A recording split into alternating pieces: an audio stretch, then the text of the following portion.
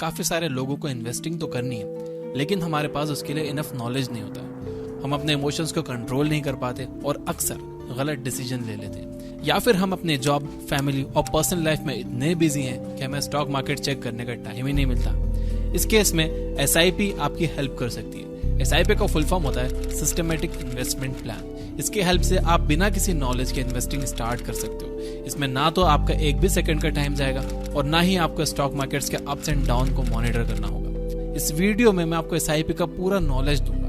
मैं आपको बताऊंगा कि किस तरह से आप SIP की हेल्प से फॉर्चून बिल्ड कर सकते हो। हम देखेंगे कि SIP क्या होता है, इसमें कौन सा रिस्क हो सकते हैं, इसमें आपको कितने पैसे लगाने चाहिए और साथ ही इससे आपको कितने रिटर्न मिल सकते हैं। और हाँ, मैं आगे बढ़ने से पहले बता दूं कि इस वीडियो को किसी ने स्पॉन्सर नहीं किया। डिस्क्रिप्शन में या कमेंट्स में कोई भी एफिलिएट लिंक नहीं है। मैं ये वीडियो बना रहा हूँ सिर्फ आपको हाई वैल्यू इंफॉर्मेशन देने के लिए। तो इस बात पर अगर आपको लगता है कि ये वीडियो आपका वैल्यूएबल लाइक डिजर्व करता है तो लाइक जरूर करना। तो आइए SIP और म्यूचुअल फंड्स के बारे में सारे सवालों का एक एक करके जवाब जानते हैं। नंबर 1, SIP क्या होता है? SIP एक इन्वेस्टमेंट स्ट्रेटेजी है जिसकी हेल्प से आप म्यूचुअल फंड्स के जरिए स्टॉक्स में पैसा इन्वेस्ट करते हो।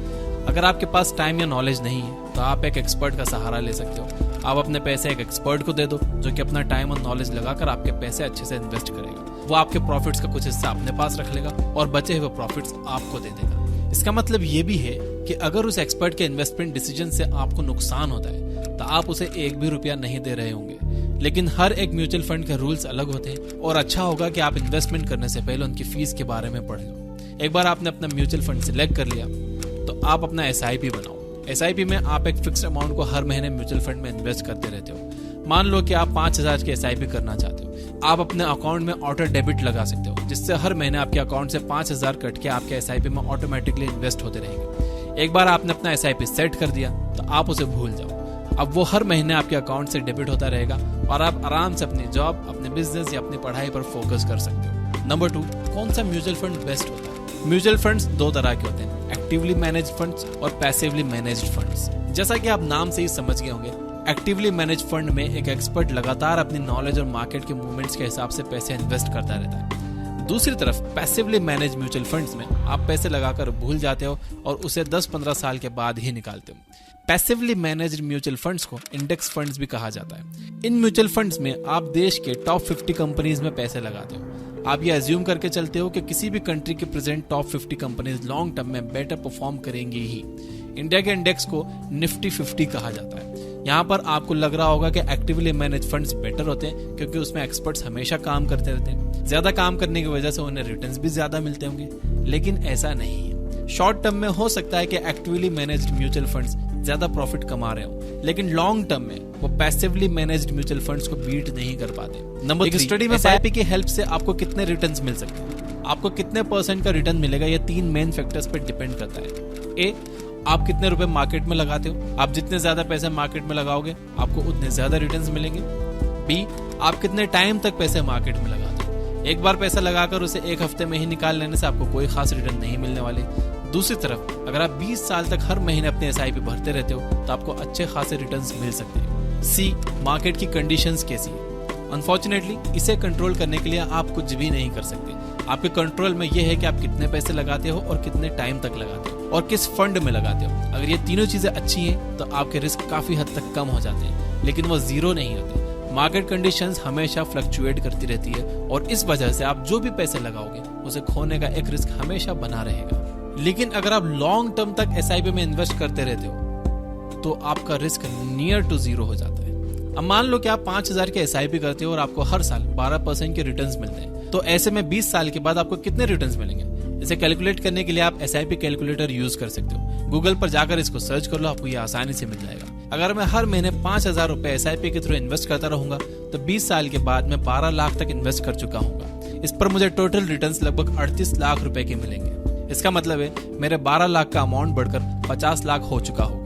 अब आइए इन सारी वैल्यूज को हम सिर्फ 20% इंक्रीज कर देते हैं। मान लो कि आप 5,000 की जगह 6,000 हर महीने इन्वेस्ट करते हो। मान लो कि आप 20 साल के लिए नहीं बल्कि 24 साल के लिए पैसे लगाते हो और मान लो कि रिटर्न्स आपको फिर भी 12% ही मिल रहे हैं क्योंकि ये मार्केट कंडीशंस पर डिपेंड करता है और इसे कंट्रोल करने के लिए हम कुछ नहीं कर सकते। अब आइए देखते हैं कि इस केस में हमें कितने रिटर्न्स मिलेंगे। अब आपका टोटल इन्वेस्टेड अमाउंट लगभग 17,28,000 रुपए है, लेकिन रिटर्न्स आपको लगभग 83 लाख तक मिल रहे हैं। फर्स्ट केस में आपको सिर्फ 38 लाख का रिटर्न मिल रहे थे, लेकिन आपने अपनी इन्वेस्टमेंट अमाउंट और इन्वेस्टमेंट टाइम पीरियड को जस्ट 20% ही इंक्रीज किया, लेकिन इससे आपके रिटर्न्स लगभग 125% यानी डबल से भी ज्यादा हो गए।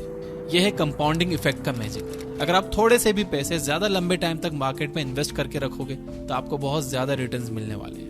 नंबर 4, एसआईपी में इन्वेस्ट करने से पहले आपको कौन सी बातों का ध्यान रखना चाहिए। जैसे कि हमने पहले देखा, एसआईपी में अगर आप ज्यादा पैसे ज्यादा टाइम तक इन्वेस्ट करके रखोगे तो आपको ज्यादा प्रॉफिट होगा, लेकिन आपको यहाँ पर यह जानना होगा कि टाइम पैसे से ज्यादा इंपॉर्टेंट होता है। मतलब अगर आप थोड़े से पैसे ज्यादा टाइम के लिए लगाओगे तो आपको अच्छे प्रॉफिट्स मिलेंगे, लेकिन अगर आप बहुत सारे पैसे थोड़े से टाइम के लिए लगाओगे तो इससे आपको कोई फायदा नहीं होगा। मैंने अपने दोस्तों की एसआईपी जबरदस्ती शुरू करवाई है कि यार तुम शुरू करो, 20 साल बाद तुम्हारे तो हो गया मुझे। तो मैं आपको भी कह रहा हूँ कि अगर आप 500 रुपए से शुरू कर सकते हो ना, तो 500 रुपए से एसआईपी शुरू करो। अगले साल उसे 10% बढ़ाकर 550 रुपए कर देना, लेकिन शुरू करो। 20 साल बाद आप भी मुझे दुआएं दो। जितनी यंग एज में आप एसआईपी करना शुरू कर दो, उतनी जल्दी आप फाइनेंशियली फ्री हो जाओगे और जिंदगी भर सिर्फ पैसे के पीछे ही नहीं लगे रहोगे। यार लाइफ एंजॉय करने का भी टाइम मिलेगा, घूमने फिरने का टाइम मिलेगा, फैमिली के लिए टाइम मिलेगा। So start as early as possible. और इसके साथ ही आप अपना एक इमरजेंसी फंड भी तैयार करते रहो, ये बहुत जरूरी है। अपने 6 महीने के एक्सपेंसेस कैश में अपने पास रखो। अगर कल आपके घर में किसी की तबीयत कुछ ज्यादा खराब हो गई,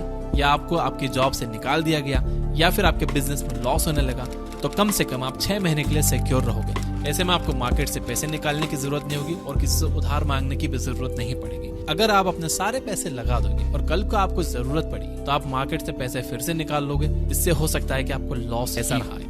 नंबर 5, लमसम वर्सेस एसआईपी। हमने भी सारे एग्जांपल्स में देखा कि अगर आप 5,000 हर महीने 20 साल तक इन्वेस्ट करोगे तो आप टोटल 12 लाख इन्वेस्ट करोगे। मान लो कि आपके पास इस टाइम 12 लाख रुपए कैश में या बैंक में पड़े हुए हैं, तो क्या फिर भी आपको हर महीने 5,000 ही इन्वेस्ट करने चाहिए, या फिर आपको एक साथ सारे पैसे मार्केट में लगा देने चाहिए। सारे पैसों को एक साथ लगाने वाली स्ट्रेटेजी को लमसम इन्वेस्टमेंट कहते हैं। इस स्ट्रेटेजी से आपको तभी प्रॉफिट हो सकता है जब मार्केट ओवरली अंडर वैल्यूड हो। अगर इकोनॉमी क्रैश कर रही है, जैसे कि 2020 के कोविड लॉकडाउन में हुआ था, तब सारी अच्छी कंपनीज 50% से ज्यादा पर ड्रॉप कर गई थी। तब लमसम इन्वेस्टमेंट करने का अच्छा टाइम। मैंने 5,000 इन्वेस्ट करने से आप मार्केट में कंटिन्यूअसली पैसे लगा रहे हो। इस महीने मार्केट ऊपर गया तो आपने 5,000 लगाए, आपको कम यूनिट्स मिली। नेक्स्ट मंथ वो नीचे आया तो भी आपने 5,000 लगाए, आपको ज्यादा यूनिट्स अलॉट हुई। ऐसे में आप कंपनीज को उनकी एवरेज प्राइस पर खरीद रहे होते हो, जब वो ना अंडर वैल्यूड है और ना ही ओवर वैल्यूड है। इस तरह से एसआईपी में आपको मार्केट का एवरेज रिटर्न मिल रहा होता है। अगर आपको फिर से कोविड जैसा एक मौका मिल जाए, जब आप सारी अच्छी कंपनीज को या निफ्टी 50 की किसी कंपनीज को तेजी से नीचे गिरता हुआ देखो, तब आप उसमें लमसम इन्वेस्टमेंट कर सकते हो। लेकिन जब आपको ऐसा मौका ना मिले, आप एसआईपी में इन्वेस्ट करते रहो। याद रहे, आप जितनी जल्दी पैसे इन्वेस्ट करके उन्हें जितने ज्यादा टाइम तक मार्केट में रखे रहोगे, आपके पैसे उतने तेजी से ग्रो करेंगे। इसलिए परफेक्ट मूवमेंट का वेट मत करो, आज ही एसआईपी में इन्वेस्ट करना शुरू करो। मेरा सजेशन आपको यह रहेगा कि आपकी जो इनकम है उसका 10% आपको इन्वेस्ट करना चाहिए, और उस इन्वेस्टमेंट को आपको हर साल 10% से बढ़ाना चाहिए। यानी अगर आप हर महीने अभी 1,000 रुपए इन्वेस्ट कर रहे हो एसआईपी में, तो आपको अगले साल से उसे 1,100 रुपए कर देना चाहिए। ऐसे में आपका इन्वेस्टेड अमाउंट भी बढ़ता जाएगा और जितने लंबे टाइम तक आप टिकोगे उतना बड़ा रिटर्न भी मिलेगा। तो अगर ये आपको वीडियो हेल्पफुल लगा हो तो कमेंट में यस जरूर लिखें।